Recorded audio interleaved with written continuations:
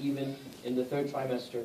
But the general rule that I would say, and Allah knows best, and there are plenty of exceptions, and this is not fiqh, this is just, this is not a fatwa I'm giving, it's simply from my own perception, asking or getting the feedback from the sisters, the questions that I get asked. Alhamdulillah, I also have 4 kids, so I've witnessed this myself. So generally speaking, the first 2 trimesters is much easier to fast in, and the last trimester is when it is very difficult, because obviously the child is taking up a lot of energy, and it's difficult for the sisters to fast in that stage. But the point is, this is a personal decision. It's not something that you can get a fatwa for. It's a personal decision between you and your doctor, and most fuqaha say you should go to a Muslim doctor. The reason why they say Muslim doctor is because a Muslim doctor will understand the importance of fasting, whereas the non-Muslim doctor typically will really not understand how important fasting is. That's why the scholars of fiqh, they always like to say she should always go to a trustworthy Muslim doctor. Okay? Jazakallah khair. She go to a trustworthy Muslim doctor. When they only say Muslim, as I said, because only a Muslim can truly understand the nature of fasting and how important it is. So if your doctor, inshallah, Muslim doctor, is telling you, you know what, in this situation I would not encourage you to fast, then inshallah it's not a problem at all that she does not fast in the pregnancy. And as for feeding the child, then again there is this automatic assumption that one can just stop fasting, and once again this is not the case. People are different, ladies are different, their feeding routines are different.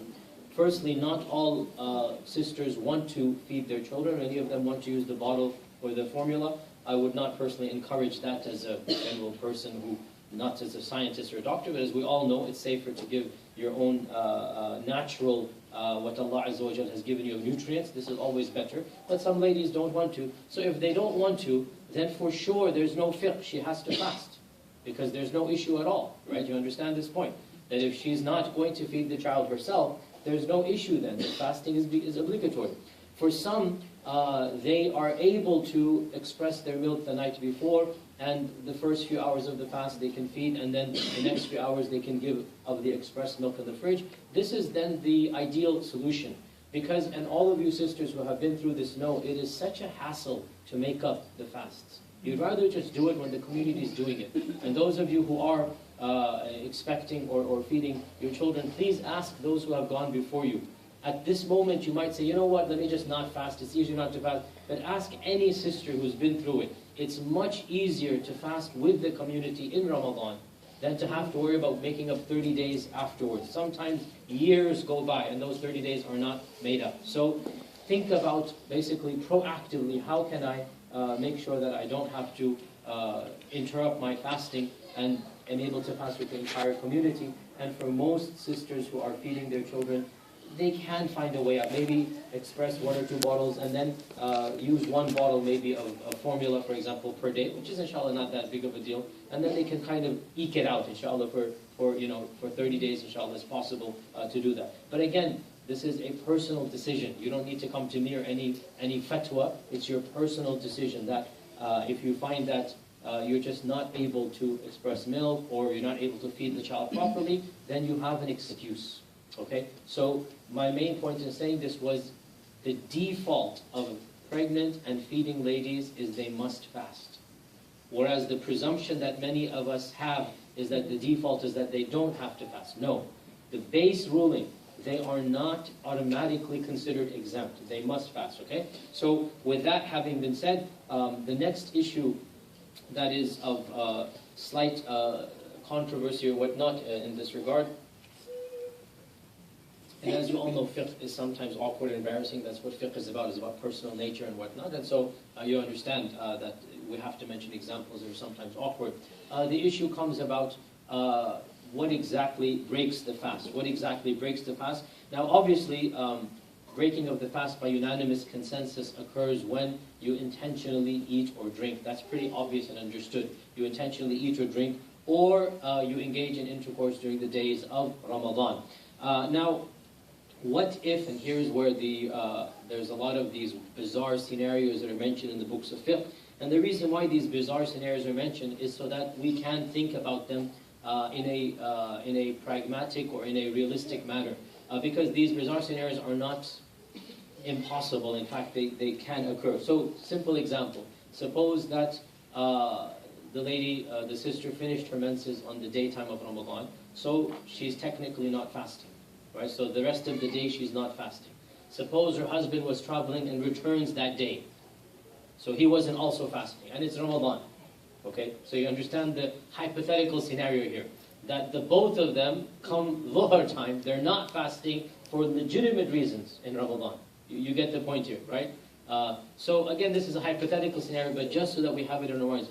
The scholars say that in this case, there's something called respecting the month, ihtiram of the month of Ramadan, respecting the month. And they say that even though it's not a sin, a kabira, and it's not something that will break the fast, because obviously both of them are not fasting, it should still not be done out of respect for the sanctity of the month.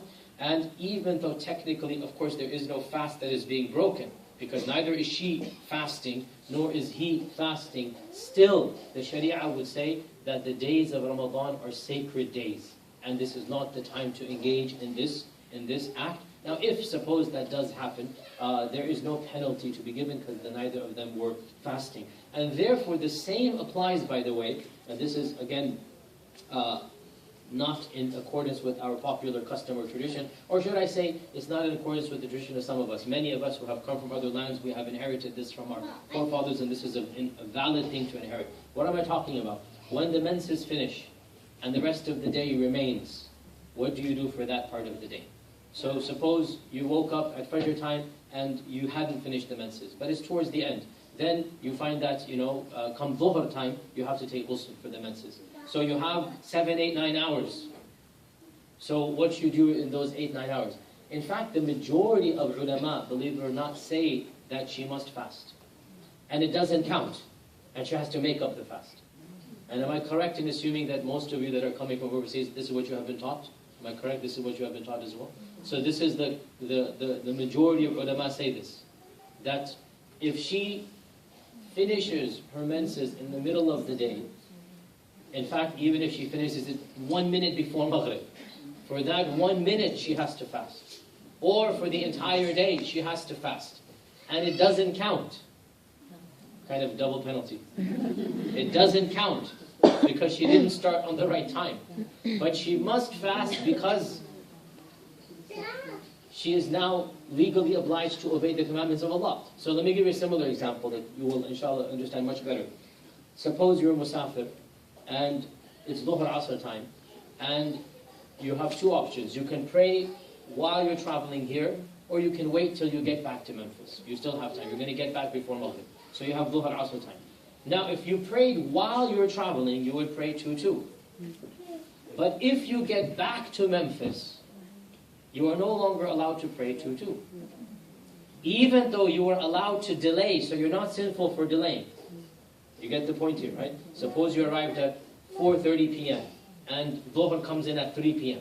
and you're driving from Dallas or whatever, you're driving here. So you could have stopped on the way. We're like, who's going to stop? Let me just get home and pray. Fine, you're allowed to. But if you had prayed, I apologize, I'm suffering from allergies. So if you had prayed while you're driving, you could have prayed 2-2. Now that you've come home, the reason why you could have prayed 2-2 is lifted. So you must pray 4-4, even though you're forgiven for delaying Dhuhr because you were allowed to delay Dhuhr. So in a similar analogy, similar understanding, the woman who finishes her menses at 2 p.m., she's forgiven for having eaten before 2 p.m., let's say, or whatever, or not, she's forgiven. But now that the menses has finished, the majority of ulama would say, she must now oblige Allah's commandment because the reason has been lifted up. Is that clear? Right? And this is in fact the Hanafi school, which is why our Hanafi sisters know this, and that's what the culture is at. And the Hanbali position, and the Maliki position. Is the Shafi'i is only one madhab that basically says it is better for her to fast, but it is not obligatory. Okay? And I sympathize with the Shafi'i position, if you want to know my position, because there's no evidence that she should abstain from food and drink, and it doesn't count for her. But even the Shafi'i say, again, there's something called the sanctity of the month. right? There's the ihtiram, if you like, of the month, right? That's showing respect to the month and the days of the month. And the same reason why we would not engage in legitimate intercourse. If both couples have a reason, still we say that respect the month and don't do it, even if it's not haram for the both of them. Similarly, we would say to this sister that respect the month. Now, it is easier said than done, because for most of our sisters, they don't have suhoor, so then when their menses are lifted, maybe in dhuhr time, they're not going to be able to last 9 hours or 8 hours. And so we say to them, khalas, okay, I mean, I understand, and this is the fatwa, I'm sympathetic to the Shafi'i school in this regard. Fine, you may eat and drink, but I mean, don't overdo it, let's just say, right? Just get by until Maghrib time, because still there's something of the sanctity of the month. That, okay, Allah has given you an excuse, but don't over-abuse the excuse, right? And this is really, inshallah, the strongest position in this regard. Also, when it comes to intimacy issues, some of the madhabs are strict when it comes to foreplay, and they say this is not allowed in the month of Ramadan, and this is a sympathetic position, but we have authentic evidences that certain types of foreplays, like kissing, for example. Aisha herself narrates that the Prophet would kiss me while he's fasting, and then go and pray dhuhr. And so, inshallah, the correct position is that what we would call minor foreplay, i.e. that which doesn't really lead to the actual act. Because the reason why the more excessive would be frowned upon is not because of the foreplay itself, but because of the temptation, but because of going beyond what the bounds are. And there's no doubt, now some of our scholars, just as again the Shafi'i school, they have an interesting distinction, which makes sense. Young couples, all foreplay haram. And older couples, some foreplay is allowed, okay? So then somebody will say, but I'm young at heart, mashallah. Okay? But the point being that this distinction is logical and it makes sense, but there's no fiqhi line for it, is there, right? It's a common sense type of distinction. And again, the point being, it's not the actual act of kissing or the foreplay, it is what it might lead to. And therefore, every couple knows themselves better. And if they feel that it is not, it's basically too tempting and whatnot, then they should avoid everything. And if they're not tempted to go all the way, then of course technically it is halal to kiss. It's not going to break the fasting. And it is halal to hug and whatnot without actually going to the actual deed itself. And there's no doubt going to the deed, we all know, is something that will break the fast if they are fasting. And again, I have to be a little bit explicit, I apologize, but again, this is what the fiqh tells us. The woman cannot obey her husband at that point in time. Generally, she must obey. But at that point in time, she must resist to the greatest extent that is possible for her, and remind him that he is fasting and to fear Allah subhanahu wa ta'ala. Of course, if she is overcome, then she is forgiven and there's no sin on her, and the sin, double sin is upon the husband. But there is no doubt that she should not basically willingly engage in this, much less, astaghfirullah, entice or encourage him in the daytime of Ramadan, or else the sin will be on the both of them. And of course, there will also be the making up or the kafara of the intercourse. And the kafara of the intercourse is the most difficult kafara. It is the most difficult kafara because this is why, by the way, the scholars say there's an element of ihtiram of Ramadan. Because the kafara of intercourse is the most difficult kafara. 2 full months of non-stop fasting. 60 days of non-stop fasting to make up for an intentional intercourse during the days of Ramadan. That's definitely a very, very strict penalty, because it is as if the person really trivialized Ramadan. They're going to suffer now for having to fast double Ramadan for 1 day's penalty. Think about that, right? 1 day's penalty to have to fast 60 days non-stop. Non-stop. And therefore, if something happens and they break, they start all over again. Now, for the sisters, just technically, their menses don't count as stopping, or else they would never be able to fast. So they fast until their menses, and then when the menses finish, they continue from the counter that was there. You get the point, right? For obviously, sisters, the menses doesn't count in the 60 days. So whatever the menses are, she'll stop and then continue and go on until 60 days. There's a lot of fiqh discussions, both men and women need to know this, about injections, drawing of blood, putting medicine, into ways other than the mouth. All of this is fiqh discussions, and the same rulings apply to men and women. And there's a lot of controversy in modern councils and fiqh when it comes to injections and whatnot. But I'll give you what the predominant opinion is: that injections that are not giving you energy, i.e. glucose. So if somebody puts a drip on you, the majority of scholars will say your fast is broken. Because the drip is basically glucose that is giving you energy. But if you go for a tooth operation and they put you an injection to basically numb your area, or any other type of injection that is medicinal, flu shot, anything of this nature, the majority opinion of scholars of our times is that it does not break the fast. Okay, so this is the majority opinion.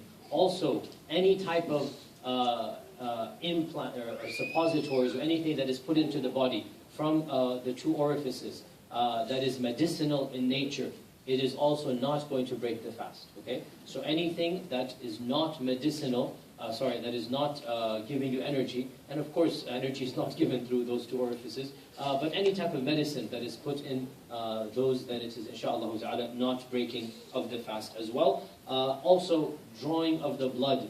The Hanbalis are strict and they say it does break the fast, but that's the only madhab. The other madhab say it does not break the fast, and inshallah this is the correct opinion. That if you give blood or you extract some blood during your fasting, then it does not break the fast. And when it comes to vomiting,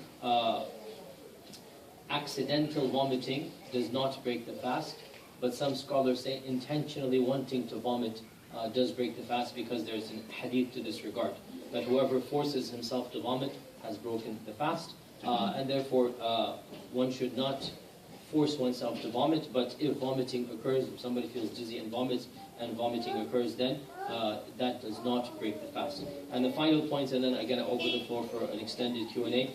The final points in terms of making up the fast. So I already mentioned that for those sisters that are pregnant or feeding children or whatnot, the same controversy occurs every year. People ask the same question: do these sisters make up the fast, or do they pay kafara? And this controversy has been around since the beginning of time. From the Sahaba themselves disagreed. So let me clarify. Let's take a step backward. A woman who does not fast because of her menses or because of the bleeding of postpartum childbirth, obviously we all know she makes up the days of fasting. There is no controversy whatsoever. So 5, 6, 7, 8 days she doesn't fast. After Ramadan, 5, 6, 7 days she makes those up. And the same goes if she just gave birth in Sha'ban and all of Ramadan she was bleeding, then she will make up the whole month of Ramadan afterwards, or however many days that she was bleeding. That is no difference of opinion whatsoever. The difference of opinion occurs over the woman who was pregnant or feeding a child, and she decided not to fast. One of the Sahaba gave the fatwa that she can use the rukhsa, or the easy thing, of the elderly who is unable to fast. So the man who's 70 years old, he can no longer fast, he feeds a person every day. So this Sahabi, Ibn Abbas, he basically said, she may use that rukhsa, and for every day she doesn't fast, she can just feed somebody. And so she's done, scot-free. And another Sahabi, Ibn Mas'ud, said, no, she is like the sick lady who became cured. And the sick lady, she doesn't pay the poor person. She has to make up the fast herself. And from this controversy to this day, there are opinions within the madahib. The majority of madahib say that her ruling is the ruling of the sick lady. And this is what is logically the one that makes more sense. This is what makes the most sense. That when a lady is feeding or pregnant, she is not permanently sick. She is temporarily incapacitated. So she is more resembling the traveler, if you like, or the one who is temporarily sick, than the one who is elderly and cannot fast. And so the fatwa that the majority of scholars have is that the pregnant lady and the lady who's feeding must make up the days of her fasting. And if you really think about it, it makes complete sense. Because her situation is the same as the situation of the one who was sick. If you're sick with a fever, then you're going to be fine in a week, 3 days. So what do? Do you pay kafara 3 days, or do you fast 3 days? You fast, you make it up 3 days. And the same goes for the one who is pregnant or feeding a child, that you must make it up, not give a kafara. And this is the fatwa, as I said, from the majority of scholars. And with that, inshallah ta'ala, I just wanted to give a rehash of the common, let me just quickly go over. I printed out some common questions that sisters have from an Arabic website about fasting. So let me just see if I've done everything in this one. The issue of putting kuhul on the eyes is also mentioned, and also eye drops and nose drops, right? Nasal drops. So kuhul on the eye is no problem at all in terms of fasting. It has nothing to do with fasting. It has to do with the fiqh of beautification. But eye drops and nasal drops are a problem because the water is connected, the passages are connected to the throat. And so when you put in a nasal drop, and that's why we feel it in our throat, that definitely an excessive amount of water in the nose especially will definitely get to the eyes, will definitely get to the throat. As for the eyes, a drop or two typically is not something that we can sense in the throat, so we can be a little bit lax about that, although some scholars have been strict even about this. But inshallah, I think eye drops, if you put a drop or two, by and large, I think maybe biologically some molecules might end up here, but you really cannot sense it. It's not something that you can feel. Whereas nasal drops, we all know, when you put them in, you can actually taste them, and they are swallowed down. So I think we need to make a distinction between nasal drops and eye drops. As for asthma, healthy controversy amongst the ulama, asthma sprays, and inshallah I'll be lax in this because asthma is more of a gas than a fluid, even though technically it is a fluid. That's the point. It's a fine mist, right? So if you were to take that asthma and put it into a cup, 10, 20 sprays, you get my point. You could literally drink it because it is a fluid. So some scholars are strict and they say if you take a puff or two of the asthma, that breaks the fast. And I understand where they're coming from. Other scholars say it's more of a gas than a liquid. And inshallah I'll go with that fatwa as well, that inshallah it's more of a gas if you just take a puff or two, inshallah. And with that, inshallah, I wanted to have a longer Q&A about miscellaneous topics, not just the fiqh of fasting. So we already have 3 sisters that came up to me about miscellaneous topics. So inshallah, let us begin. First, let me do over here. What is the ruling of wiping the hands over the face after dua? What is the ruling of wiping the hands over the face after dua? This is based on a hadith of the Prophet ﷺ that after he finished dua, he would wipe his hands over his face.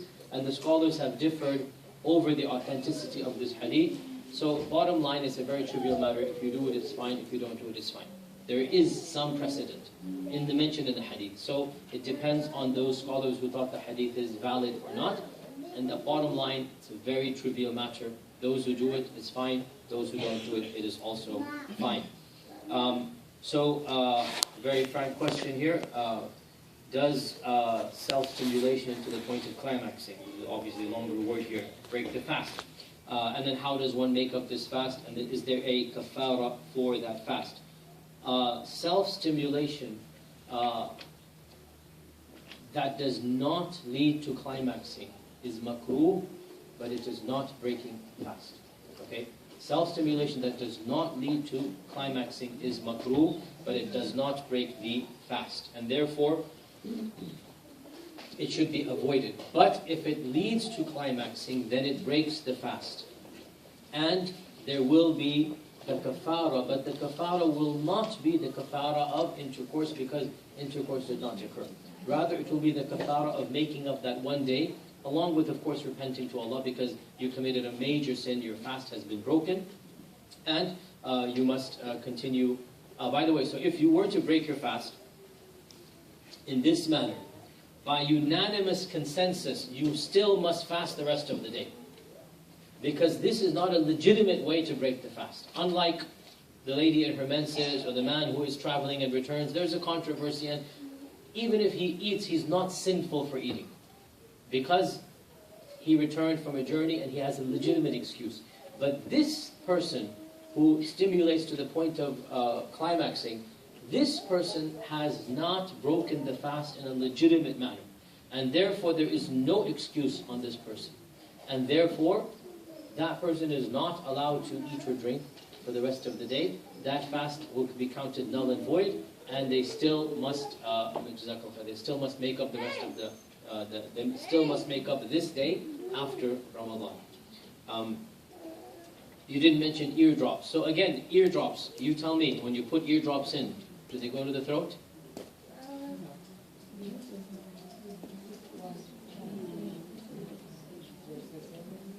By unanimous consensus, they don't go to the throat.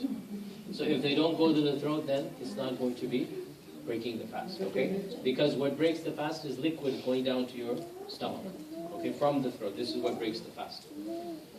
If I borrow money from someone, is it permissible that I borrow money from someone and then from that money I make arrangements for Hajj for my parents? It is permissible, but the question arises, do you really want to do that? Because if your parents cannot afford Hajj, and you have to borrow money to allow them to do Hajj, you are putting yourself in something that is makruh, for something that is not wajib for your parents to do. To be in a state of debt is makruh. You never want to be in a state of debt. If you have to, you do it. But you want to avoid it. To send your parents for Hajj when they cannot afford to go so is never obligatory on you. It's good if you can afford it. But for you to take a qard, to do something that is not wajib, you really should think about the scenario, and I would not encourage it.